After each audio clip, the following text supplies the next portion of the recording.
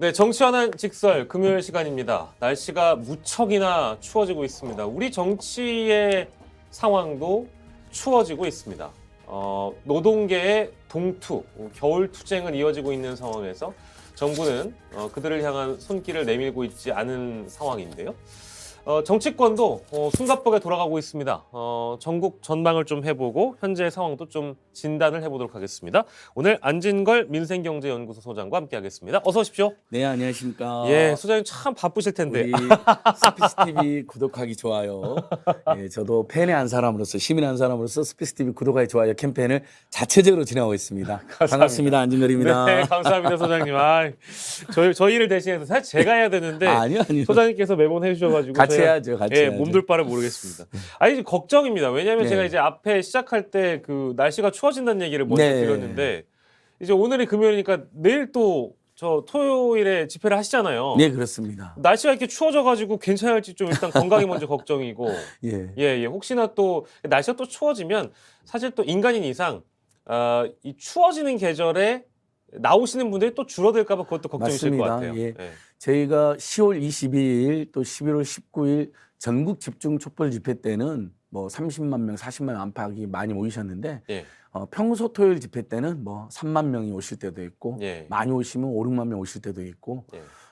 날씨도 춥고 여전한 어떤 고물가, 고유가, 고금리, 고환율 상황에서 집 밖에 나갔다는 일단 기본적으로 돈이 많이 드니까 네네. 안 나오신 분들도 있고 예. 또 코로나 걱정도 여전하셔서 네. 저희도 평소 토요일 집회는 뭐 대규모로 모이지 않으셔도 일종의 윤석열 정권에 대한 어떤 감시와 견제와 비판의 의미로 진행을 하고 있고 예. 그래서 추워져도 지난주에도 굉장히 추웠는데 예. 그래도 맞아요. 한 3만 명 안팎 정도 모이셨거든요. 그래서 행진하는 데만 뭐 1시간이 넘게 걸리고 그랬습니다. 예.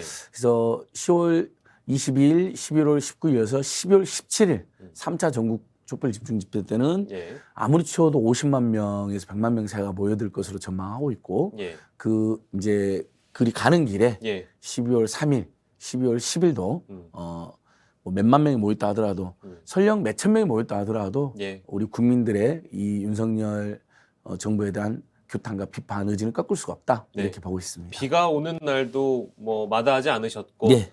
날씨가 추워져도 마다하지 않으셨는데 장소는 동일하게 하시는 거죠? 맞습니다. 이제 예. 시청 앞 대로쯤으로 해가지고요. 예. 무엇보다도 저희는 가장 첫 번째도 안전, 두 번째도 안전, 세 번째도 안전. 네. 그다음에 첫 번째도 평화, 두 번째도 평화, 세 번째도 평화. 그래서 남녀노소 누구나 오셔서 네. 뭐 내용이 사실 부담스러울 수는 있죠. 어떤 정치적 비판이나 규탄하고 경우에 따라서는 더 나아가 윤석열 정권 퇴진까지 외치는 분들이 많기 때문에 내용이 부담스럽지만 누구라도 오실 수 있게 안전하고 평화롭고 합법적으로 네. 그게 저희들의 철저한 기조입니다. 예. 서울시청역 7번 출구로 되게 나가시면 좀 편하게 네, 접근하실 수 있는 맞습니다. 걸로 제가 알고 있고 실제 뭐 이제 그 집회에서 나오는 여러 가지 구호들이 일반 시민들 입장에서 보시기에는 조금 뭐 오바스럽다라고 하더라도 내가 그래도 지금 현재 윤석열 정부에 문제의식이 있는 분들이라면 네, 그렇습니다. 편안하게 참여하실 수 있으니까요. 좀 참고를 해주시고 서울시청 인근에서 진행을 하고 있다고 말씀해 주셨습니다. 그리고 약간 기류가 바뀐 게요. 네. 6개월 전까지는 그래도 6개월인데 지켜봐야 된다라는 네. 의견이 꽤 많았잖아요. 정치권 예. 안팎에서도 그런 얘기 있었잖아요. 아직 예. 6개월도 안 됐는데 너무하는 거 아니야 그랬는데 네. 12월 9일이면 7개월이고요. 네. 그리고 당선 후부터는 9개월입니다. 네. 그러니까 이제 지금 저희들이 파악하는 밑바닥 민심은 6개월 동안 지켜봤는데 해도 너무한다. 더 이상 방법이 없다. 날마다 어떤 이상한 거나 황당한 일이 발생하고 있다. 예. 이태원 참사에 대한 사전에 못 막은 것도 너무 통탄한 일이지만 사후 대처를 보니 더 이것은 정말 황당하고 예. 비판하지 않을 수 없다. 그래서 네. 이제 퇴진 구호에 대해서도 굉장히 대중적으로 생각하는 그런 경향이 확산되고 있다고 보고 있습니다. 예, 뭐 저도 100% 동의하고요. 어제였죠. 어제 이제 국정감사 실제 지금 시작됐다고 봐도 무방한 예, 그런 그렇습니다. 상황인데 유가족들이 이제 국회에서 목소리를 내주셨어요. 예. 절절 끓는 이제 통곡을 하시는 모습을 국민들께서 보셨는데 이게 좀 국회 상황이 조금 애매한 게요. 이 이상민 장관 해임 건의안을 두고 나서 여당의 기류가 좀 바뀌었고요. 예. 그래서 마치 울고 싶은데 뺨 때려주는 격으로 국정조사를 국민의힘 측에서는 원치 않았는데 어쨌든 여야 합의가 되어버린 상황이고 그런데 해임 건의안이 올라와서 이거 국정조사의 의지가 있는 것이냐라고 대통령실도 반박을 하고 있고요. 그러니까 예. 마치 지금 상황은 야3당이 국정조사를 하게 될 상황으로 갈 수도 있는 것 같아요. 예. 그러면 왜 굳이 또 합의를 해줬을까 국정조사를 그런 생각도 드는데 어떻게 보셨어요? 그러니까 민주당이 이상민 장관 해임 건의안을 좀 늦게 낸 것은 지적받을 부분인 것 같아요. 맞습니다. 그건 진작에 냈어야죠. 왜냐하면 맞습니다. 국민 여론도 어쨌든 이 참사의 최고 책임자는 총체적으로는 대통령이지만 대통령이 이 사안으로 퇴진까지 바로 갈 수는 없다면 가장 책임이 크고 사후 대처를 못한 사람으로서 한덕수 이상민이 꼽혔고 예. 그중에서도 이상민은 행정안전부 장관으로서 그렇습니다. 정치적, 사회적 총체적인 책임이 있는 사람이었거든요. 예. 근데 그 해임건을 너무 늦게 낸 겁니다. 그래서 국정조사를 보이콧할 일종의 이제 빌미를 준 것인데 그렇다 하더라도 우리 국민들께서 바보들이 아니잖아요. 유가족분들도 짚잖아요. 네네. 너무 늦게 낸 것이 문제이지 제출한 것 자체는 문제가 아니다. 예. 그 유가족분들이 요즘에 이제 적극적으로 방송 인터뷰 하시는데 네. 그 보니까 유가족분들 중에도 윤석열 대통령을 찍었다고 공개적으로 이야기하신 맞습니다. 분들도 계신데 그분들도 어떻게 이야기하냐면 사전에 못 막은 태산 같은 책임, 사후에 유가족들을 사실상 상대로 정치 공작하고 은폐하고 이상한 행동을 했던 것에 대한 막중한 책임을 물으면서 예. 첫 번째로 이상민 장관의 사퇴를 요구하세요. 대부분. 네네. 그러니까 이미 늦은 거지 그것이 국정조사를 거부할 명분은 되지는 않는 거죠. 네. 왜 국정조사 하려고 하는데 냈느냐라는 볼멘 소리는 할 수 있다고 봅니다만 네네. 그걸로 보이콧한다면 저는 유가족분들이나 국민들이 용납을 안 할 거라고 봅니다. 예. 이 부분은 저는 정부 여당이 무한 책임의 자세로 갑자기 제출한 것에 대해서는 유감을 표할 수 있지만 결국 지금 국민 여론도 그렇고 유가족들도 국정조사가 잘 되기 위해서도 가장 책임자이고 또 은폐를 못하게 방해를 못하게 해서 가장 책임자인 이상민 장관은 정려화된 여론이 압도적이라고 보기 때문에 예. 정부 여당은 부담스럽고 특히 대통령 채찍근이라서 예. 마땅치 않을 수 있겠지만 정리를 하고 가는 게 맞다. 이게 저는 바닥 여론이라고 보고 있습니다. 저는 뭐 사실 야3당으로 국정조사 출발해도 문제 없다고 생각했던 사람 중에 한 네. 명이었는데요. 왜 네. 그랬냐면 야3당으로 출발하면 유가족이 바라는 국정조사이기 때문에 이것을 그대로 아마 국민의힘 쪽에서도 방치할 수 없을 것이다. 네. 즉 야3당이 일단 개문발차를 하게 되면 그것이 뭐 어떤 거대 여당이 또 한 번 이제 뭐랄까 막무가내격으로 이 국정조사를 통과시켰고 뭐 주도했다라는 식의 보수 언론의 비판이 있다고 하더라도 일단 출발하게 되면 이건 유가족이 원하는 바이기 때문에 국민의힘도 그게 부담스러워서 네, 맞습니다. 들어올 수밖에 없을 것이다라고 예. 저는 누누이 얘기했는데 너무 예. 늦었다는 점이 좀 안타깝고요. 예. 아무튼 뭐 이제 유가족들이 이제 바라는 국정조사가 시작이 되고 있으니까 국민의힘에 좀 네. 그 어저께 굉장히 저는 너무 그 처참하고 슬프더라고요. 예. 어쨌든 이제 국정조사위원회가 예. 사실상 첫 일정으로 유가족 그렇습니다. 네. 분들을 초청해서 간담회를 열었잖아요. 아무리 이상민 해임원하로 좀 대립하고 있다 하더라도 유가족분들이 국회까지 오신 거거든요. 그러면 여당 의원들이 참석했어야죠. 아, 당연합니다. 근데 그 간담회에 조직적으로 전원 불참했더라고요. 이건 지금 우리 국민들이 이걸 다 지켜보고 있거든요. 네네네.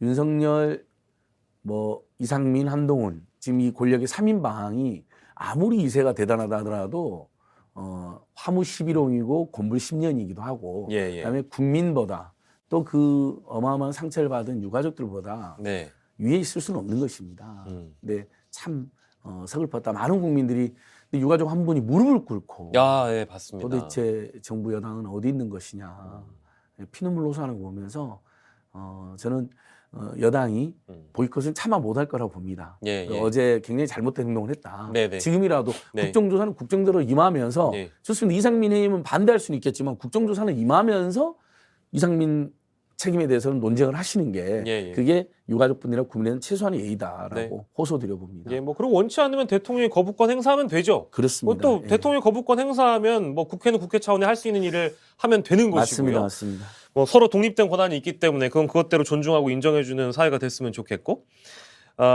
그 이제 집회에서 말씀하시는 게 이제 윤석열 대통령의 퇴진 그리고 네. 더불어서 지금 이 참사에 대한 책임 규명, 원인 규명하고 책임자들에 대한 처벌 이제 여러 가지 네. 것들에 목소리를 내고 계신데 그 중에는 뭐 당연히 내각에 있는 주요 인사들을 포함해서 이 사태를 책임져야 할 분들에 대한 비판을 많이 해주고 계세요. 그런데요, 저희가 이제 오늘 다뤄볼 내용 중에 이제 메인 내용이기도 합니다만, 우리 소장님께서 하시는 주말 촛불 집회가 제대로 보도가 되고 있습니까? 어떠세요, 실제? 실제로 저희가 지금 다가오는 토요일이 이제 내일 내일입니다. 토요일이 네. 17차 촛불 집회인데 네. 거의 10차 때까지는 거의 아예 보도가 안 됐었죠. 예. 그래도 서울 도심에서 최소 몇천 명, 몇만 명이 모이는 집회에 물론 언론사가 판단을 윤석열 퇴진 구호가 부담스러울 수는 있지만 네. 그건 언론사의 판단인 것이고 예. 사회 현상으로서 6개월도 안 됐는데 수만 명의 국민들이 매주마다 윤석열 정권 규탄과 퇴진 외치고 있다면 예. 그것은 기계적으로라도 소개를 해줬어야 되는 건데 네. 아예 보도를 안 했습니다. 그때는요. 그래서 물어보니까 네. 구호가 너무 좀 저기 뭐랄까 부담스러웠다. 강경하다고 하는데 어. 그것은 언론사의 자체 판단이잖아요. 예. 저는 물론 언론사가 뉴스를 어떻게 보도할 것인지에 대한 고난도 있고 네. 내부의 논의 구조도 있는 건 이해는 하지만 네네. 그럼에도 불구하고 예.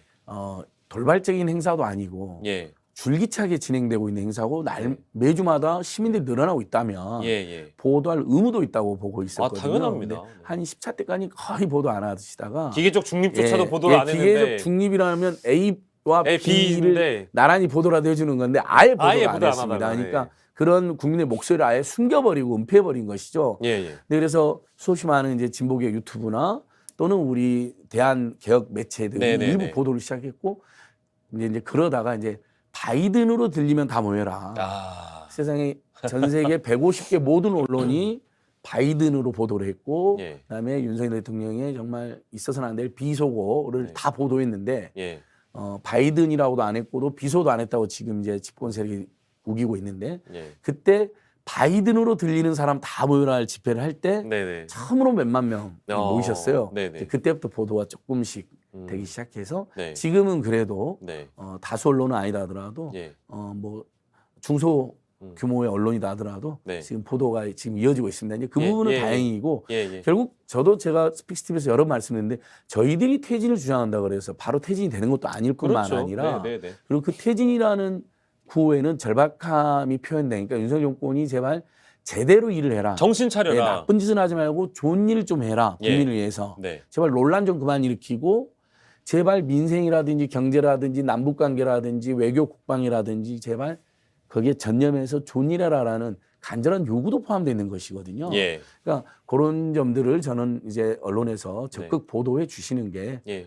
저널리즘의 소명이라고 생각해 봅니다. 그러니까 기계적 중립조차 하지 않았던 시기를 생각해 보면 이제 뭐 이런 표현해서 뭐 대부분 기성 언론에 좀 죄송합니다만 알아서 기었던 거예요. 그러니까 이제 사실관계 그대로를 이제 카메라에 담고 그 목소리를 보도하는 것 자체가 아니 뭐 그 퇴진 구호에 보면 비속어 은어 방송에 못 나가는 용어가 있는 게 아니라 퇴진이라는 글자가 방송사가 부담스럽다고 해서 그걸 보도하지 않는다? 맞습니다. 그건 사실관계조차 아예 그냥 방기하는 거죠. 보도할 의무를 방기하는 거죠. 근데 결국 시청자들이 그걸 보신다고 할 때, 그렇죠. 저 사람들이 퇴진을 외치니까, 네. 우리 예를 들면 뭐 연합뉴스 TV가 퇴진 보도를 했으니까, 나도 퇴진이다 이렇게 되는 게 아니잖아요.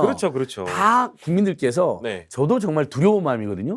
아무리 저희가 절박하게 뭐 심지어는 수십만 명이 퇴진을 외쳤어도. 결국 국민의 마음을 얻지 못하면 영원히 퇴진 안 되는 겁니다. 그렇습니다. 임기 채우는 건 마찬가지로 언론 보도도 시청자들께서 우리 내가 즐겨보는 채널에서 퇴진표 나온다는 데서 퇴진에 바로 동의하시나요? 저런 흐름도 있구나. 나는 동의 못 하겠네. 아직은 퇴진까지는 이르지. 과하지 이룰 수 있잖아요.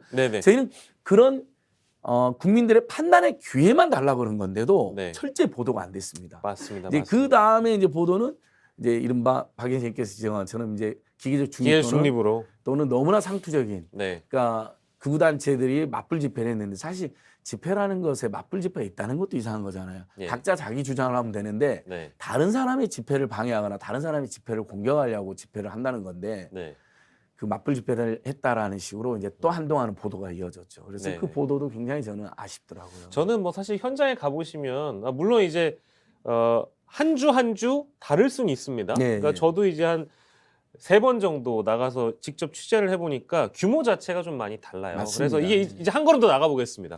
기계적 중립이라도 보도해주는 거 고맙다. 하지만 네. 기계적 중립을 하는 건 과연 옳은 것인가? 근데 그 기계적 중립이라는 것은 철저하게 50대 50으로 맞춘 것처럼 보이게끔 만드는 거기 네. 때문에 숫자나 규모나 이런 것들이 분명히 다른데도 기계적 중립으로 하는 것이 그러면 그게 공정 보도인가라는 질문을 던질 수 있잖아요. 맞습니다. 어떻게 보세요? 그러니까 예를 들면 저희는 정말 예를 들면 윤석열 정권 하에서 어떤 경제적 위기 또는 민생의 파탄, 뭐 계속 말씀드린 고물가, 고유가, 고환율, 고금리의 무대책인 걸 지적하고 또 거기에다가 남북 관계가 굉장히 파탄, 전쟁 위기까지 이야기를 하고 예를 들면 이런 부분에 대해서 또 바이든을 날리면이라고 조장하는 사태에 대해서 너무 열받아서 사람이 나오는 거거든요. 네네네. 그러면 이건 충분히 보도 가치가 있다고 봅니다. 예. 저희들이 하는 집회여서가 아니라 근데 맞불 집회로 하는 집회는 이제 극우 극단주의 세력이 주도하는 집회라는 게 너무 명백하고 반사회적인 그 행동을 너무 많이 해가지고 사실상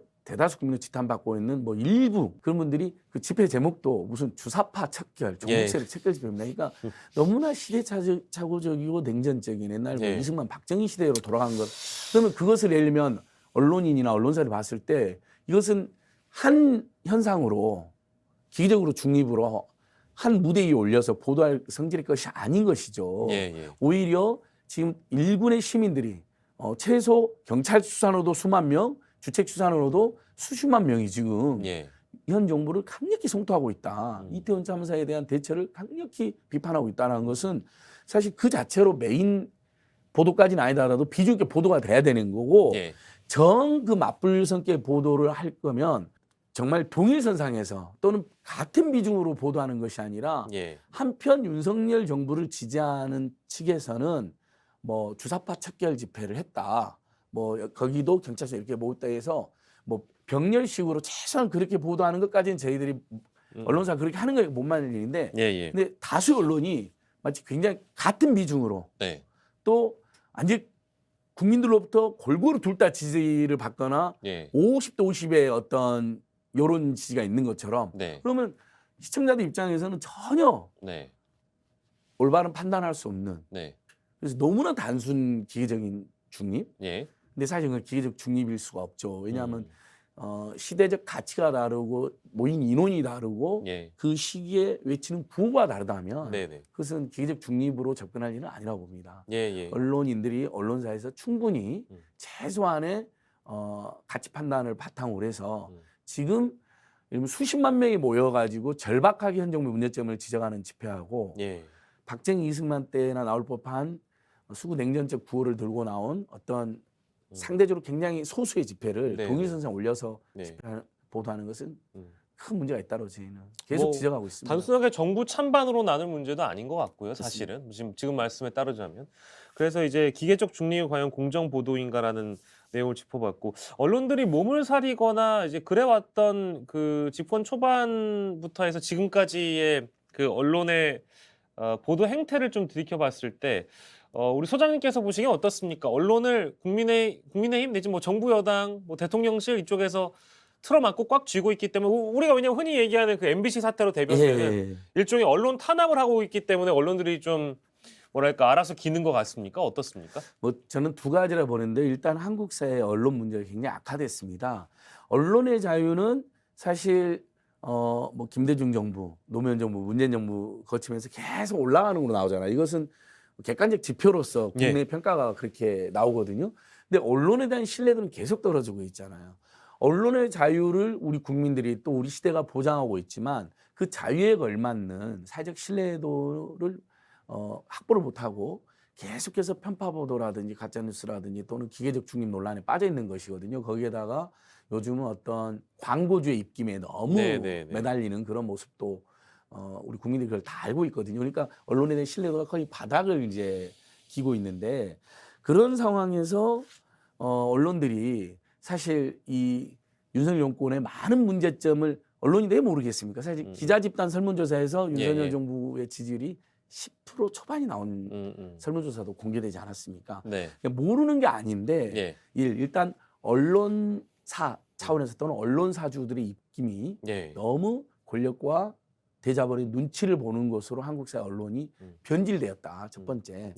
그게 큰 문제가 되었고 두 번째는 방금 앵커께서 지적하신 것처럼 아니 바이든으로 보도했다가 그것도 MBC만 보도한 게 아니고 다 했는데 국내 모든 언론 100개가 넘어요. 예. 그러니까 윤석열 정부를 가장 옹호한다는 조선일보나 TV조선도 네네. 바이든을 보도를 하셨잖아요. 네. 그리고 외신들이 무슨 이해관계가 있어서 억지로 바이든을 보도하겠습니까? 네네네. 그 외신들도 다 한국인 직원들이나 한국계 직원들에게 물어보고 네. 또는 바이든은 영어이기 때문에 영어로 자기들이 들어보고도 이건 날리면이나 말리면이 아니라 바이든이거든요. 그러니까 다 보도했더니 근데 MBC만 콕 집어서 전 세계에서 내리게 하죠. 심지어는 무슨 가짜 뉴스 집단으로 몰아서 고발을 집권 세력이 2번이나 했죠. 거기에 대통령이 느닷없이 평소에는 예민한 질문은 답도 안 하고 가더니 네. 동맹을 이간질하는 가짜 뉴스 집단이라고 그렇게 강경하게 네. 본인이 한 이야기를 본인이 부정하면서 그러면 당연히 언론사나 언론인들이 또 기자들이 현장에서뿐만 아니라 데스크에서도 네. 굉장히 이축을 느낄 수밖에 없는 거죠. 예. 그래서 두 가지가 작용됐다. 이미 굉장히 사회적 신뢰를 잃는 언론사들의 행태, 일부 언론인 행태에다가 거기에 윤석열, 한동훈, 이상민 이 집권 세력의 너무나 강경하고 무서운 태도. 그리고 실제로 경찰을 장악하고 있는 행안부 이상민 장관, 검찰을 장악하고 있는 법무부의 한동훈 장관이 언론인들이나 이렇게 비판적인 분들에 대한 태도도 굉장히 초강경하잖아요. 뭐 국회에서 심지어 국민을 대표하는 국회를 뭘 물어봐도 뭐 바로 달려들어갖고 막 죽일 것처럼 쏘아붙이니까 언론인들로서도 아무리 용감하고 야무진 언론인다 하더라도 그렇게 또 배웠다 하더라도 상당히 추격과가 작용하고 있다. 그건 현장의 언론인들도 그렇게 증언을 하고 있습니다. 그건 정말 심각한 문제다. 네네. 이렇게 소장님께서 진단하시는 문제점들 짚어봤고 이제 그런 역사 배경이 있다는 점 알겠고요. 뭐 이제 이 정권 들어서 대통령과 대통령실 그리고 심지어 내각에 있는 분들조차도 보수 언론이라고 우리가 부르고 있는 이런 레거시 미디어를 넘어선 아주 과격한 극우 언론, 극우 언론이라는 표현보다는 뭐 극우 유튜브 그렇죠. 이런 데를 직접 심지어 뭐 수석이 출연을 한다든지 내지는 내각에 있는 장관이 거기를 출연해서 자신의 입장을 밝힌다든지 하는 일이 잦아지고 있어요. 맞습니다. 그거는 개인이 선택을 할 수 있는 문제일 수도 있겠습니다만 대통령이 실제 극우 유튜버들 혹은 김건희 여사가 극우 유튜버들을 좋아한다 등등의 여러 가지 설들이 확인되지 않는 설들이 있습니다만 그런 설들이 있기 때문에 이제 그분들이 실제 장관이나 수석이 극우 유튜브를 출연한다는 건 그동안에 보지 못했던 행태잖아요. 맞습니다. 그런 건 어떻게 보셨어요? 왜 그런 상황으로 돌아갈까요? 그러니까 이게 이제 이 윤석열 정권의 문제점의 핵심 중에 하나입니다. 네네. 사실 집권 세력을 누가 구성하고 있는가, 집권 세력을 누가 주도하고 있는가가 굉장히 중요한 사회적 평가이고 국민적 평가의 대상이 되잖아요. 이건 저희들뿐만 아니라 지금 많은 언론인도 파악하고 있는데 최근에 그 윤석열 정권 대통령 집무실에서 일본 국민의힘당 당직자나 보좌관 출신들이 뭐 한 50명 갑자기 나온 적이 있죠. 사표를 강요받고 나온 적이 있었고요. 그다음에 한 달 전쯤에는 네이버 포탈 출신의 뉴미디어 비서관이 갑자기 단독으로 경질된 경우도 있었습니다. 이들의 공통점은 그나마 공적인 마인드나 사회나 국민에 대한 봉사 마인드가 최소한 있을 것이고 또 국민의힘당이라는 공당, 그다음에 국회의원 보좌관이라는 최소한의 공적인 검증을 거친 분들입니다. 근데 이분들이 다 쫓겨나고 그럼 도대체 누가 있는 거냐? 이것은 대통령 취임식에 초대받았던 극우 유튜버들, 극우 극단주의 세력들, 그다음에 집무실에 있었던 극우 유튜브 세력들, 그리고 지금도 남아있는 분들, 그다음에 전혀 공적인 검증이나 사회봉사가 검증된 적도 없고 우리 국민들이 공감한 적이 없는 코바나 콘텐츠에 있었던 사람들이라든지 윤석열, 김건희 부부의 오랜 사적 이해관계로 연루되어 있는 것으로 보이는 뭐 누구 사장의 아들, 누구 사장의 아들, 누구 수사관의 아들 뭐 이런 분들 그리고 정치검찰 출신들이 이렇게 꽉 채워지면서 대통령 집무실이 이견을 허용하지 않는 그리고 합리적인 보수래보다는 거의 극우 극단 세력이 집결되어 있는 곳이라는 비판을 받고 있습니다. 근데 당연히 그러다 보니까 이분들이 어디에 의존하느냐. 저도 박인식 앵커께서도 오랜 언론인하고 저도 뭐 참여연대 때 시작해서 수십 년 시민활동하고 언론 이렇게 모니터링해 봤는데요. 예. 한 번도 아무리 보수적인 집권 세력이어도 극우 유튜버들하고는 선을 긋고 예. 출연한 적이 없습니다. 그렇습니다. 근데 아예 윤석열 정권은 시민사회 소리가 극단 극우 유튜브의 대명사에 아예 출연을 했습니다. 예. 예. 뭐 취임식에 초대하고 집무실에 아예 행정관으로 뭐 직원으로 뽑는 것을 더 넘어서서 예. 그리고 뭐 맨날 뭐 천공의 유튜브를 뭐 음. 대통령 부부가 보고 있다는 음. 지적. 예. 예. 뭐 후보 시절에는 아예 자기가 본다고 인정됐기 때문에요. 아, 만날 수도 있는 거 아닙니까? 예, 이러셨으니까. 그렇죠. 자주 본다. 네, 네, 네, 한번 네. 봐보시라 막 이런 말까지 막 하고 그랬죠. 그다음에 일부 유튜브들은 그러잖아요. 우리 대통령 부부가 우리 유튜브를 자주 보고 있다. 극우 유튜브들이 이렇게 아예 네, 네, 네. 공개적으로도 이야기한 것도 네. 팩트로 확인되었고 얼마나 자주 보는지 우리는 알 수는 없죠. 네. 근데 보니까 예를 들면 정광훈 목사나 뭐 이봉규 TV나 그다음에 천공이라고 하는 사람의 유튜브에 나오는 내용들이 예. 집권 세력의 행보에 굉장히 유사하단 말이죠. 잘 모르는 사람 조문가면 안 돼. 4차원의 문이 열려서 뭐 악기가 붙어.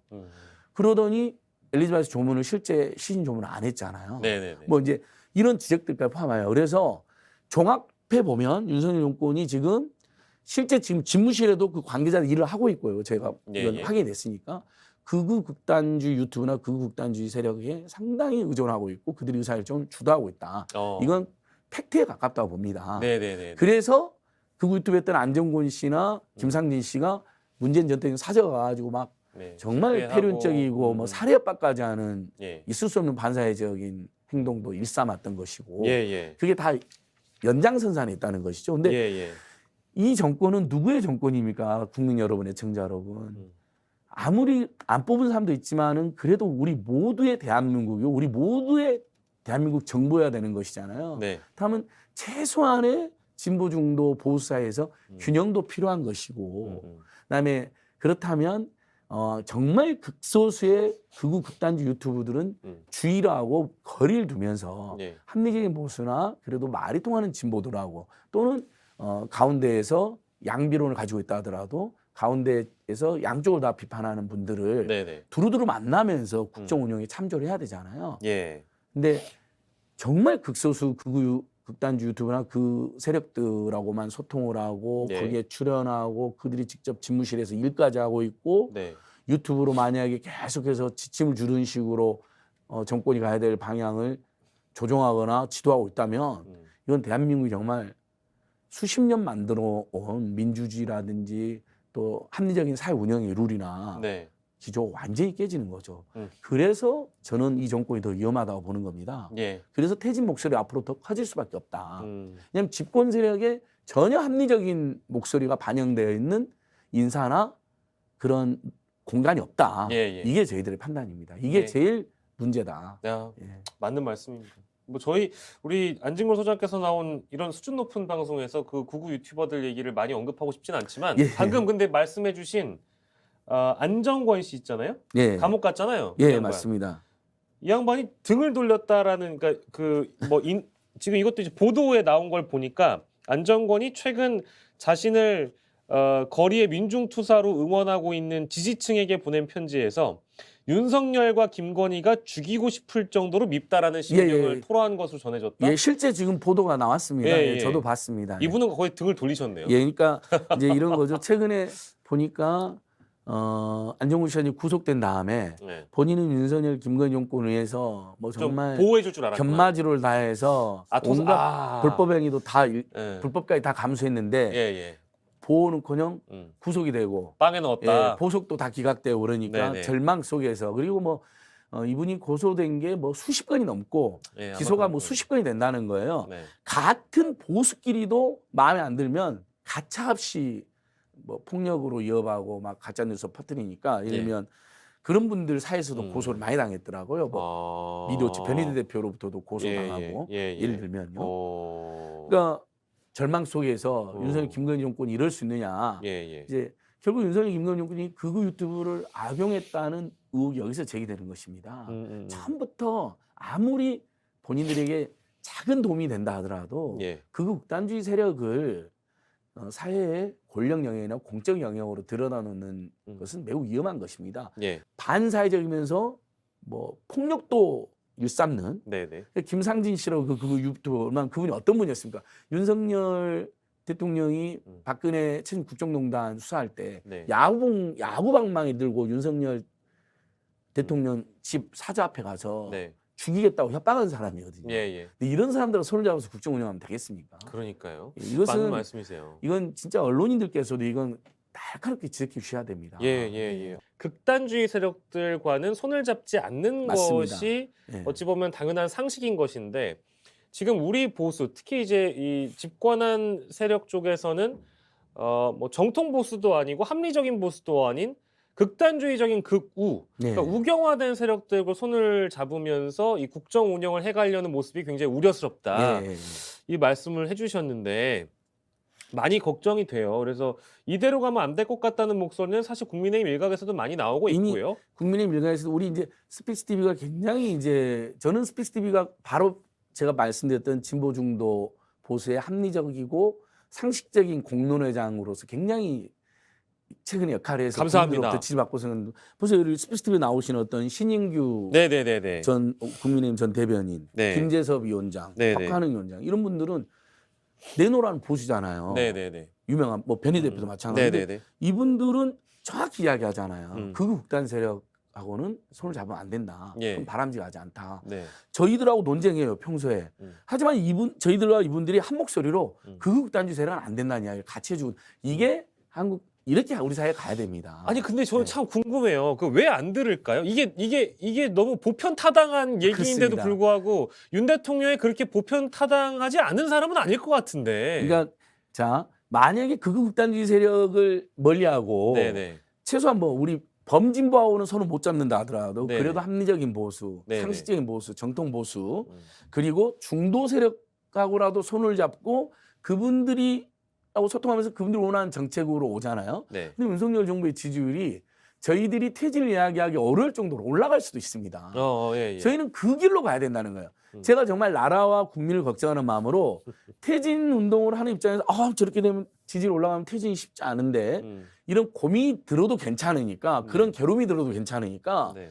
제발 어떤 최소한의 민주주의와 상식과 정의는 파괴하지 말라는 거거든요. 그다음에 남북 간에 이렇게 전쟁으로 치닫지는 말아달라는 거거든요. 그럼 경제가 더 어려워지잖아요. 지금 이미 한국 예, 예. 경제가 8개월 연속 무역 수지가 적자고요. 예. 최근에 어음 부도율이 최악으로 치솟고 있고요. 네. 그다음에 뭐 중소기업, 중소상공인 가계 대출 금리 다 올라가지고 정말 집집마다 월급 한두 달치를 이자로 내고 있어요. 지금요 1년에 뭐 네, 네. 이런 상황인데 네네.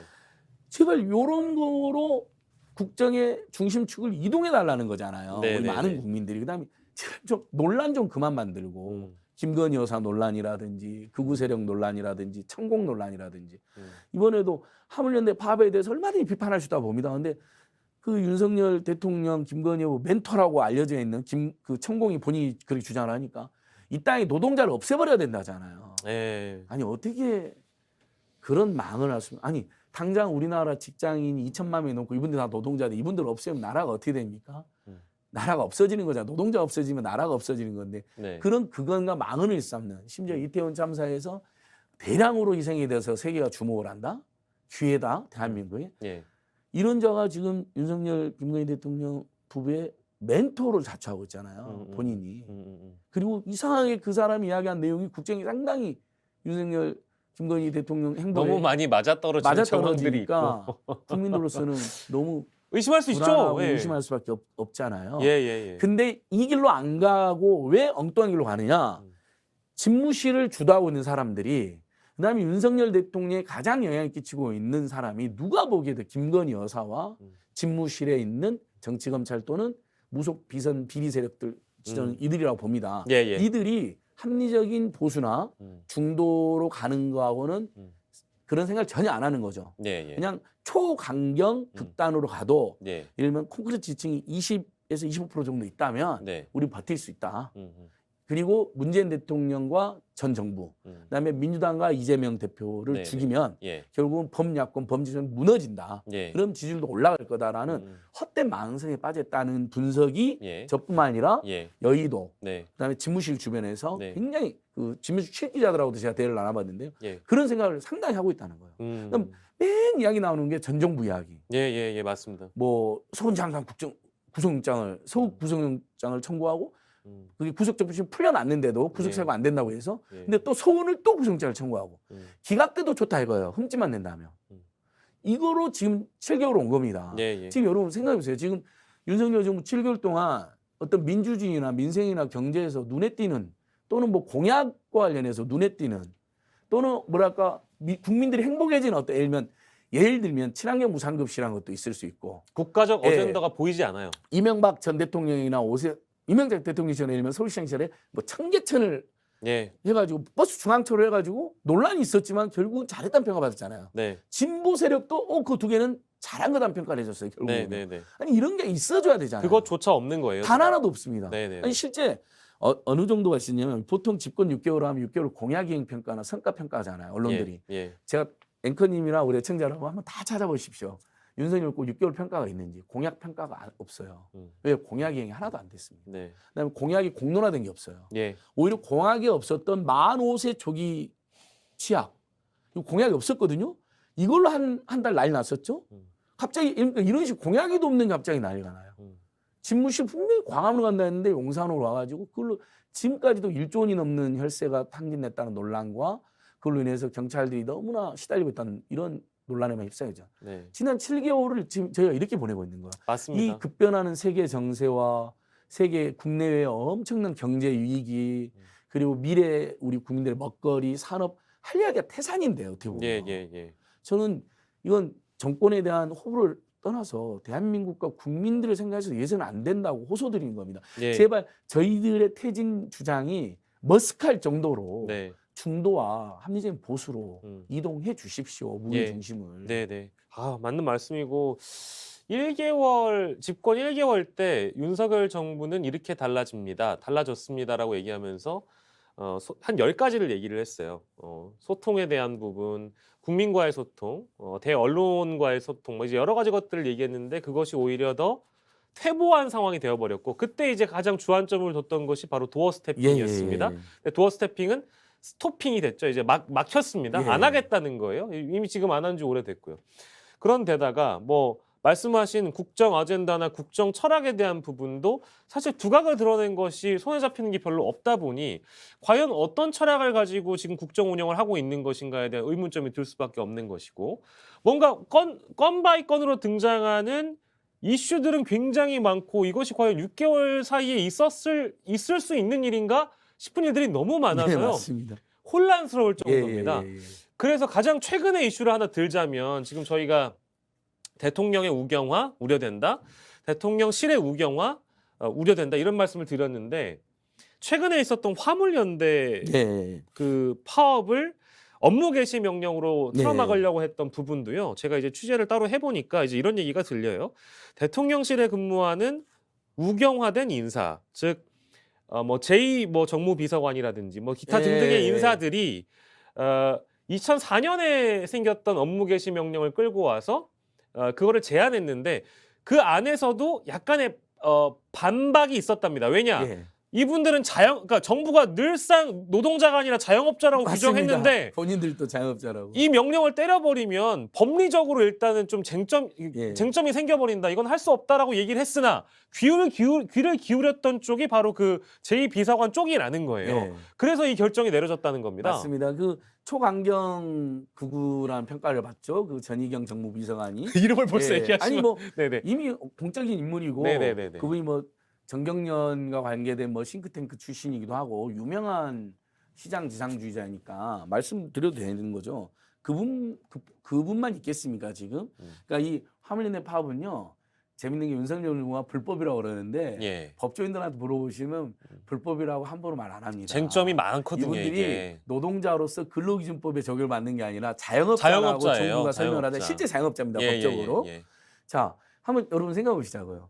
어떤 우리가 자주 거래하는 자영업자가 있어요, 저희랑. 근데 막 우리가 다투기도 하고 막 논쟁하기도 하고 뭐 마음에 안 들어가지고 우연히 저한테 뭐 물건이 오긴 했는데 안 와버려요.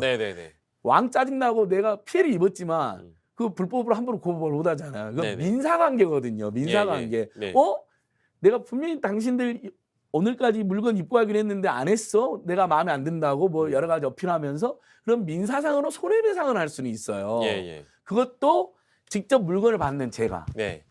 근데 갑자기 제3자에 불과한 정부가 마음대로 자영업자인데 불법이라고 그러고 예. 자영업자들 우리 길 가다 보면 뭐 경조사로 쉽니다, 휴가로 쉽니다, 뭐 음. 개인 사정으로 쉽니다 많이 붙여놨잖아요. 뭐 사러 갔는데 그러면 좀 낭패고 약간 짜증날 때도 있잖아요. 문 닫았네 말도 없이 막 이럴 때 있잖아요. 예. 하지만 그거 시비 못 걸잖아요. 그렇죠. 말 그대로 공공기관이나 자영업이거든요. 민간 영역이고 예. 맨날 시장의 자유를 굉장히 중요하는 정부잖아요. 시장의 모든 자유를 줘야 된다면서. 네. 그분들도 자유롭게 결정한 거잖아요. 네. 개인 사정이나 여러 가지 경제 사정으로. 예. 근데 거기에 어떻게 강제 노동을 매는 그런 동네에 있는 자영업자들한테 세탁소도 마음대로 문 못 닫아. 시민들 불편하니까 문 닫지 마. 너 음식 좀 어딜 휴가를 가려고 그래. 네, 지금 사람들이 줄 서 있는데 네. 너희들 강제로 똑같은 거예요. 네, 그러니까 네, 네. 지금 정부 여당 안에서도요. 화물연대 파업이 불법이라는 걸 정확히 설명하는 사람이 없어요. 왜냐면 그거는 법적으로 네. 본인들이 운송거부라 했잖아요. 운송거부는 민사 문제인 거예요. 맞습니다. 맞습니다. 다만 남의 다른 파업에 동참하는 다른 화물 차주를 괴롭힌다거나 예. 그럼 거기만 불법이 되는 겁니다. 네, 네, 네. 그건 왜냐하면 따로 뭐 그게 폭력제도 될 수 있고 업무방해제도 될 수도 있잖아요. 예, 예. 근데 군송거부 자체는 불법이 아니라니까요. 노동관배법이 주장하는 불법 파업이 될 수가 없어요. 노동자들이 아니니까 이분들이. 네, 네, 네. 그러니까 예를 들면 이런 상황이라면 업무 개시 명령이라든지 무조건 불법으로 뭐라 할 게 아니라 그리고 이분들 귀족 노릇을 지금 몰고 있잖아요. 네, 네, 아니 네. 세상에 국민 여러분 16시간씩 일하고 아무도 안 하려고 하는 화물 기사를 하면서 16시간 일해서 많이 벌 때 3, 400 그리고 적게 벌 때는 100, 200도 나오는데 그것도 4대 보험이 안 되잖아요. 네, 네. 나중에 이분들 4대 보험 본인들이 또 내야 될 거 아니야. 아니면 따로 무슨 사적연금 가입해야 되죠. 그거 빼면 실제로는 최저임금에 거의 비슷한 생활을 하는 분들입니다. 예. 주변에 화물기사님들 뭐 개중에는 돈을 벌었다는 분도 일부 있을 수 있습니다. 여러 네. 가지 이유로. 근데 우리가 그냥 피부로 알았잖아요. 네. 아는 친구들이나 아는 선후배 중에 화물기사 하는 분들 보면 예. 옷도 허름하게 입고 다니시고 차에서 주무시고 고속도로 여기서 가보세요. 그러면요. 네. 진짜 기사님들 차에서 주무시고 있어요. 네. 이분들을 기종노조로 몰면 어떡합니까? 네, 그러니까 이게 지금 그러니까 정책적으로 법률적으로 이 사안을 바라보는 세밀함이 대통령실에 없다는 생각이 들어요. 없고 이참에 이조들을 기종노조로 몰아서 네. 불법화로 몰아서 짓밟아 버리고 이게 몰라간다고 몰아칩니까 이게? 그러니까 공안정국으로 만들고 윤석열 정권의 권위를 세우겠다는데 예. 이런 데서 권위를 세우면 안 되죠. 국민들을 위한 좋은 정책을 내놓으면요. 생기지 말아도 권위가 생겨 지지가 늘어납니다. 네, 네. 그리고 업무 개시 명령조차도 지금 전달하는데 이분들은 개별 사업 자영업자라고요. 때문에 트럭까지 가갖고 붙여야 돼요. 근데 이분들이 돌아다니잖아요. 뭐 파업도 하시지만. 그러니까 업무 개시 명령 자체가 불가능한 겁니다. 맞습니다, 맞습니다. 그러니까 이거를 분리하니까 무슨 얘기를 하냐? 실제로 맞습니다. 저도 사실관계를 찾아보려고 노무현 정부 때 노무현 대통령이 이제 화물연대 파업에 대해서 굉장히 강경한 태도로 임하신 네. 적이 있고요, 실제로. 그때 그러면 노무현은 왜 그게 가능한데 윤석열은 왜 이게 불가능하냐고 얘기하면 오케이 그렇게 주장할 수 있어요. 그럼요. 다만 우리는 윤석열 정부를 살고 있기 때문에 네. 그리고 노무현 대통령도 윤석열 대통령도 법률가 출신이기 때문에 노무현 대통령이 법치를 내걸고 대통령이 되신 건 아니었잖아요. 네. 근데 윤석열 대통령은 법치, 공정, 상식을 내거셨는데 이번에 이 들어봤던 화물연대 파업을 업무 개시 명령으로 틀어막는다?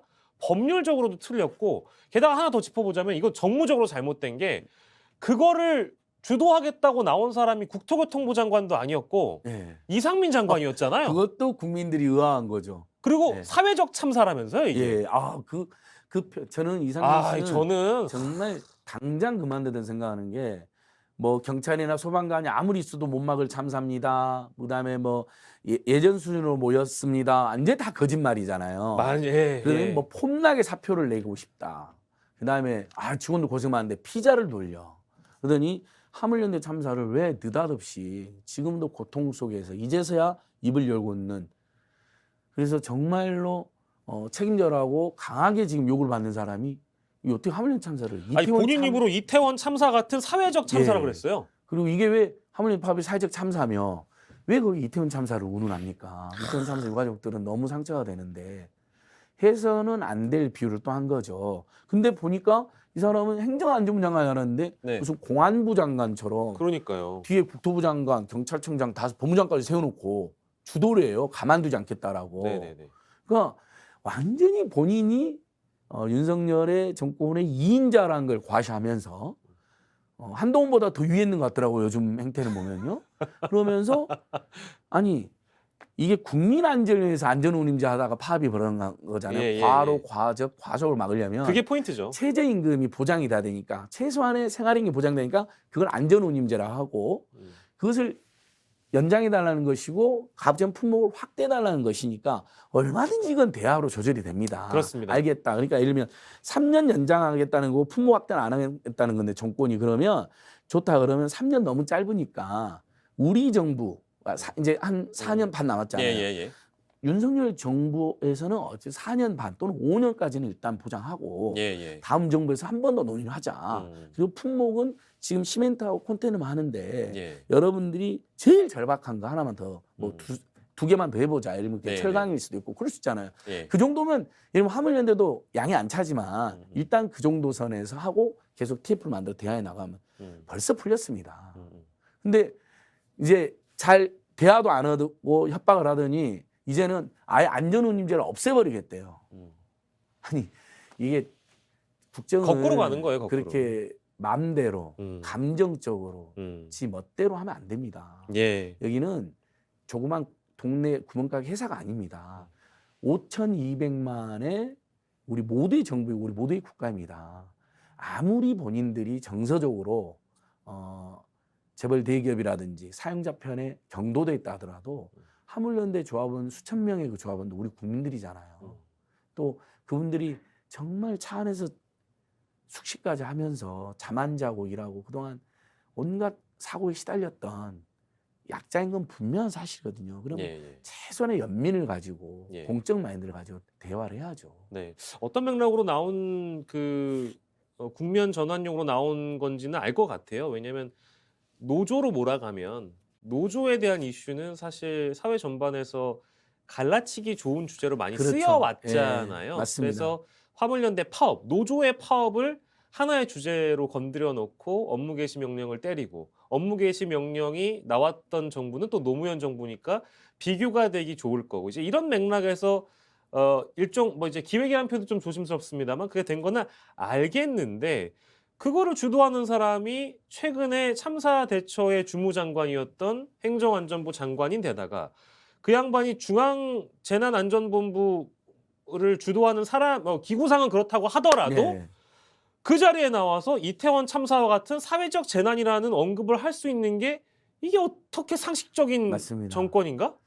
그러니까 경제 부담이 되죠. 경제 네. 일부 부담이 되는 건 사실이고 국민들께서도 우려하고 네, 있어요. 네, 맞습니다. 그건 맞아요. 그러니까 그런 부분을 바탕으로 빨리 대화해야죠. 화물연대도 빨리 교섭에 나오셔가지고 네. 우리 빨리 복귀하십시다. 우리도 이 정도 이러면 되잖아요. 예. 그러니까 지하철 파업 하루 정도 됐는데 바로 풀었잖아요. 네네네. 그러니까 저희들이 굉장히 많이 비판하는 오세훈 서울시장이지만 오세훈 서울시장 그래도 정치의 기본 정도는 아는 거죠. 네. 왜냐하면 이게 길어져 가지고 지하철 노조를 고립시켜서 짓밟을 수도 있지만 그런 막무가내 정치라기보다는 네. 일단 시민들의 불편을 맞습니다. 해소하는데 타협을 하고 맞아요. 그리고 이 지하철 지금 직원들이 뭐 과도한 임금 인상을 요구하는 것도 아니고 안전 인력을 확충해 달라는 거잖아요. 기본적으로 또 이것도 안전 이슈가 있거든요. 네네. 요즘 철도에서 여러분 계속 사고 나잖아요. 이러다가 큰 사고 날까 봐 다들 걱정하는데 예. 결국은 안전 예산, 안전 인력이 줄어들면 정말 잘못하면 큰 사고 날 수 있는 거거든요. 예. 그러니까 지금 지하철이나 철도 그다음에 화물 이분들이 공통적으로 요구하는 게 안전 이슈입니다. 안전 이슈. 예.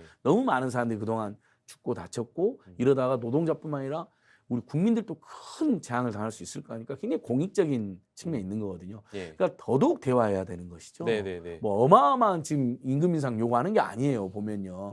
안전운임제잖아요. 최저임금 달라는 거잖아요. 네네.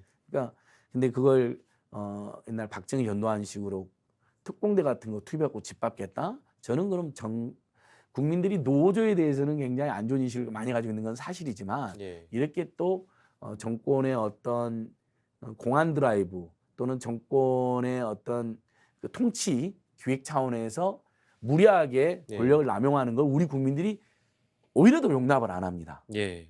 저는 더 파국으로 한다 봅니다. 네. 이번에 화물연대를 사태를 장기화시키고 만약 공권력 투입하고 그렇다면. 네. 상황이 이런데도 그 국정 지지도라는 건 30 언저리에서 왔다 네, 갔다. 예, 예. 즉 우리가 얘기하는 콘크리트 지지율은 미동조차 없잖아요. 네. 그러니까 더 이상 떨어질 구석은 잘 보이지 않는데 이게 심지어 예전에 어떤 정치인이 그런 표현을 한 것 같습니다. 이런 상황에서는 나라가 망해도 저 30은 고정일 거다. 이제 이런 표현을 했는데 실제로 그런 믿음 때문인지 그냥 하고 싶은 대로 막 하는 것 같아서 예. 그러니까 그 우려가 돼요. 30% 안팎이 이제 콘크리트처럼 있다. 네네네. 이 정도면 충분하다라고 판단했다는 거예요. 예, 예. 그래서 그 다음에 이제 문재인 정부, 문재인 전 대통령, 민주당 이재명만 공격하면 지지율 네. 올라갈 거다 해서 네네. 지금 뭐 정치 검찰의 수사가 지금 이 전 정부 또는 민주당 이재명 대표 관련된 수사는 지금 압수수색만 수백 번 했습니다. 네네. 윤석열, 김건희, 최은순, 뭐 한동훈, 정호영 등등 이분들 고발된 게 수백 건인데 이분들에 대한 수사는 단 하나도 없잖아요. 그러니까 네. 기본적으로 국민들도 이 여론조사 보면 수사 불공정하다 다 믿고 있습니다. 그러니까 바로 이렇게 수사가 불공정하다 할 때 이런 걸 정치적 공방에 맡지 말고 특검에 넘기면 되거든요.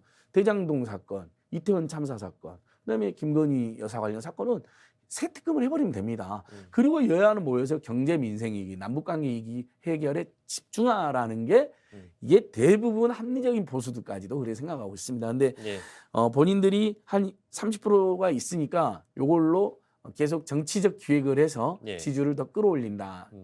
정말 경제 민생과 나라 걱정에 매진하는 게 아니라 예. 그렇다면 저는 지금은 6개월이 좀 지났기 때문에 그 콘크리트 지층이 유지된다고 봅니다. 예. 근데 이렇게 계속 경제가 엉망이고 민생이 파탄나고 예. 고물가 오늘 또 발표됐죠. 물가 11월 달에 물가 인상률 5% 이상으로 나왔습니다. 네. 아까도 말씀드린 무역 수지가 지금 8개월 연속 적자입니다. 어음 부도율이 최대치로 올라갔고요. 주택담보대출이 8%를 돌파하고 이제 10%로 간다 그래서 5억을 빌린 사람들은 매달 330만 원을 이자로 내야 됩니다. 그러니까 한 달 월급 300만 원 받아가지고 이자로 다 나갑니다. 지금 예. 전부 사람들 모이면 전부 다 이야기하잖아요. 와, 네. 물가도 죽겠고 환율도 기가 막히고. 근데 지금 이번에 윤석열 대통령이 그 잘났다는 윤핵관 네 부부를 불러가지고 거기서 했다는 이야기가 뭐 땅콩이 맥주 먹고 뭐 어쩌고저쩌고 이런 이야기 나오는데 여러분 그 보도 한번 보십시오. 경제 이야기, 민생 이야기, 남북관계 이야기 했다는 이야기가 하나도 없습니다. 그리고 어쨌든 이태원 대참사에 대한 이야기 하다는 건 이태원 대참사에 대한 이야기도 하나도 안 했다는 겁니다. 오로지 당무 이야기만 한 것 같은데 네. 당무에 관여 안 한다면서요. 이준석 대표 관련 이야기, 이재명 대표 관련 이야기 물어보니까 신문 볼 시간도 없어가지고 무슨 말을 했는지도 모른다면서요. 근데 무슨 그 얘기인지. 자리에서 본인은 새벽 5시에 일어나서 네. 예. 아, 그 저기 지도부 만나서 그랬구나. 그러니까요. 새벽 5시에 일어나서 모든 조간신문을 다 봐야 되기 때문에 새벽 3시까지 술을 마실 수가 없다고 청담동 예. 술자리 의혹에 대해서 지도부한테 해명했다는 얘기 듣고 전 진짜 쇼킹했어요. 그래서 아니 그러니까 거짓말을 너무 함부로 쉽게 하는 것도 문제이고 아, 최악입니다. 최악이에요. 그 여당 지도부를 만나기 전에 윤핵관을 먼저 부르는 것도 최악이고 예. 이러면 좋습니다. 자기 측근들 불러서 그러면 정말 경제와 민생이 큰일이다. 그다음에 이태원 참사 너무 죄송하고 미안해서 어떡하냐. 대통령으로서 뭐 이런 이야기가 나왔다 그러면 예. 지지율도 올라가고 그래도 고민을 하고 나는데 그런 이야기를 했다는 거 아니에요. 청담동 술자리 이야기하고 거짓말하고 막 네. 당무 분명히 집권 나중에 국민의힘당 누가 대표가 될 건지 저는 그 논의했다고 봅니다. 근데 네. 주 의원과 정진석 만나기 전에 윤핵관 4명을 만났다 이거잖아요. 예. 당에 이 4명 말 들으라고 신호주는 거 아닙니까? 네. 네 애들이 진짜야. 네. 애들이 권력자야. 애들 네. 말 들어. 이렇게 신호. 정진석 주 의원은 얼마나 또 뻔뻔했겠습니까? 근데 국정이 지금 전체적으로 여러분 이렇게 엉망으로 흘러가고 있습니다.